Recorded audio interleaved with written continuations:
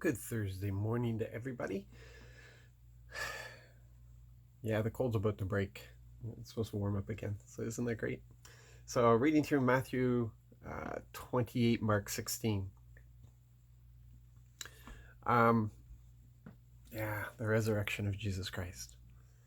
This is where you just want to rise up, stand, applaud, shout, cheer. Fantastic stuff. Yay! Way to go, Jesus. All for us. And now we get to spend eternity with Dad.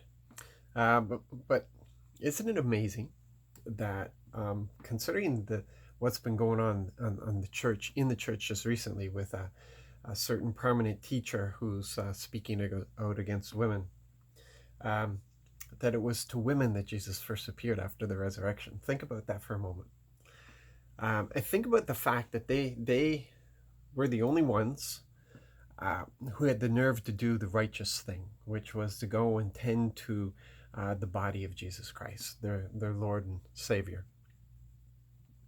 Um, the disciples were hiding, cowering, fearful, forgetting what Jesus said about the third day, and we see just the fact that Jesus mentions, or the angels mentions, Peter separately, that he's probably not even with the rest of the disciples. He's ashamed and hiding on his own, and so we have these women going to tend to Jesus, and the angels giving them the good news. And in some accounts, all the women encounter Jesus on the way back. It seems that Mary Magdalene had a special encounter with him. And considering who Mary Magdalene was, it just, come on now, think about it for a second. Um, these were not acceptable. This was not acceptable in the Jewish society. Women just were such a low state according to the Pharisees, and here Jesus chose to reveal himself to them first. He chose that. That was his decision. He didn't have to do that. But give it to the women that they were the ones who actually went to look after Jesus, and they ended up with this encounter.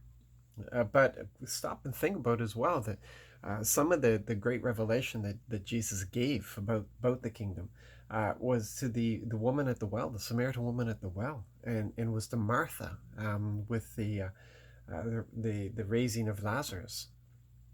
There were things that were said to Martha that had not been said to any of the 12.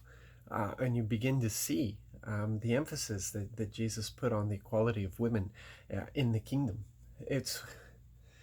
We don't go by society standards, and that's what's so sad right now is the stuff that's being said. Even society has moved on. Even society has come to understand the value of everybody, every single person. This is supposed to be the message of the church, and was the message of the church for a while. We have fought for equality for so many things. So we put the emphasis, George Mueller, who put the emphasis on children, looking after children. We've looked after the widows. We came against slavery. There's all kinds of things that we've done. So why is it in this day and age that we still seem to want to make a certain group of people, because of gender, less than another group? That's not what the word says. That's not what Jesus demonstrated. And I look at this resurrection, and Jesus rose from the dead for everybody. Jesus went to the cross for everybody. He did not put emphasis on one over the other. And we got to get past this. We have to get past this, because we are not attractive at all. We are not displaying the love of Jesus Christ at all. We're fighting amongst ourselves over things that Jesus dealt with right then and there. Man, yeah. Listen, rejoice that it doesn't matter whether you're black or white. It doesn't matter the color of your screen. It does not mend the screen. It doesn't matter your gender. It doesn't matter your age. He values you. He loves you. He's called you. You have purpose. You are significant. Let that just be absolutely clear, because that is a statement that Jesus made with the resurrection.